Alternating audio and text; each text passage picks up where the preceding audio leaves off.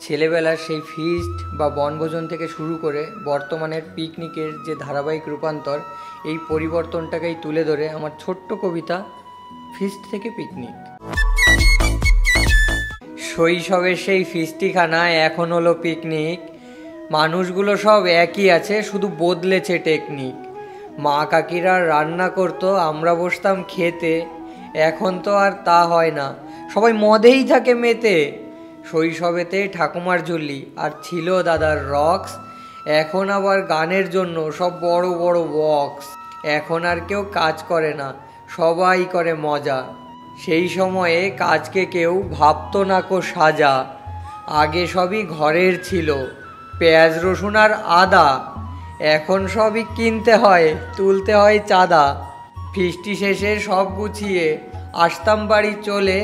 Picnic শেষে এখন ভাবি টাকাটাই গেল জলে।